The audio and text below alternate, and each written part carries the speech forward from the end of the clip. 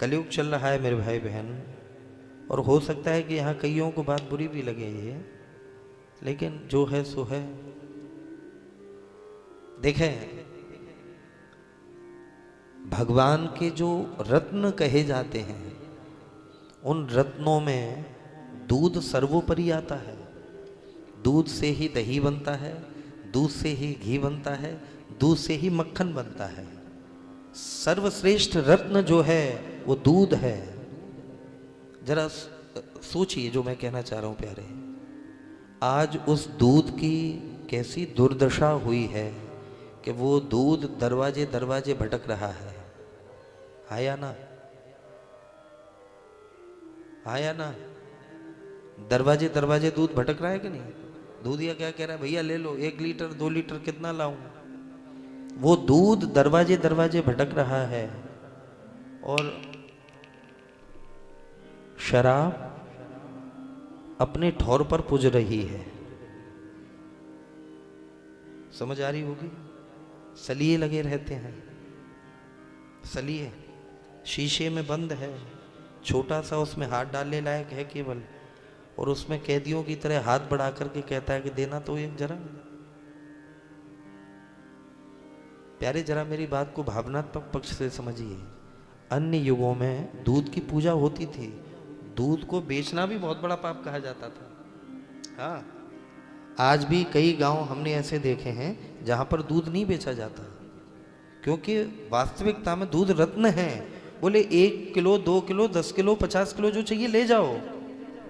जब तुम पे हो तो तुम दे जाना, जब हम पे नहीं हो तो हम ले लेंगे तुमसे, लेकिन मोल नहीं लगाते। वो दूध प्यारे आज दरवाजे दरवाजे मारा मारा घूम रहा है, और क्या क्या केमिकल नहीं मिलाए जा रहे, और शराब ठौर पर पुज रही है प्यारे, उसकी जगह पर कीमत लगाई जा रही है। जब जब मैं इस श्लोक को बोलता हूँ तब मेरे मन में आता है कि एह घोरे कलौ प्रायो जीवश्चा सुरतांगतः। कितना आसुरी भाव व्यक्ति में हो चुका है कि दूध दरवाजे दरवाजे बेइज्जत हो रहा है, और शराब की इज्जत देखो हे मेरे परमात्मा। अच्छा, क्योंकि किशोरी जी की कृपा से हर प्रकार के घरों में जाना रहता है हमारा, बिहार जी की कृपा से बता रहे हैं, घरों में आजकल स्टेटस सिंबल हो चुका है ये। हाँ, कि शराब के स्टॉल घर में लगे रहती जी, मैंने खुद ने देखा कई घरों में। अरे राम राम, अब उस घर में क्या कहोगे आप, क्या कहोगे? हो सकता है कि बात हजम ना हो रही हो, लेकिन वास्तविकता हम बता रहे हैं क्या स्थिति हो गई है आज। दूध की इतनी बेइज्जती बेकदरी, और शराब को लोग शानो शौकत में ले रहे हैं, घर के मुख्य ड्राइंग रूम में महाराज सजा करके रखते हैं। तब लगता है एह घोरे कलौ प्रायो जीवश्चा सुरतांगतः। और ये बात भी अच्छी नहीं लगती। एक जगह प्यारे हमने जब ये बात बोल दी तो बाद में एक व्यक्ति आकर के हमसे कहता है, बोले गुरुजी आपने हमारी बड़ी भारी बेइज्जती कर दी। तो मैंने कहा भैया मैं तो तुम्हारा नाम भी नहीं जानता। कि बोले वो बेइज्जती इसलिए कि आपने वो शराब की कह रहे थे ना घर में। बोले हमारे घर में, बोले हमारे सारे दोस्त मजाक उड़ा रहे थे। तो देवताओं में इस वजह से नहीं कह रहा, वस्तुतः मैं ये कह रहा हूँ गलत तो गलत ही है।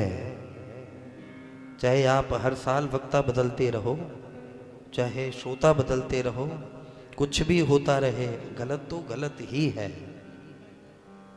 इसलिए अगर कथा सुनने के बाद भी मेरे भाई बहन परिवर्तन नहीं आया तो कोई मतलब की बात नहीं है। थोड़ा बहुत तो ठाकुर जी की ओर हम लोग चले ना। और वो चलने का क्या है, सबसे प्रथम सिद्धि है मेरे भाई बहन कि विकारों को दूर किया जाए। नहीं है, आदत है, धीरे धीरे होगा, लेकिन एक दिन जरूर होगा। और यदि प्रयास ही नहीं करोगे छोड़ने का तो फिर कहाँ से छूटेगा ये सब। इसलिए धीरे धीरे स्टेप बाय स्टेप धीरे धीरे छोड़ने का प्रयास करो, और एक एक कदम ठाकुर जी की ओर बढ़ो। प्यारे परमानंद होगा जीवन, सत्य कह रहा हूँ।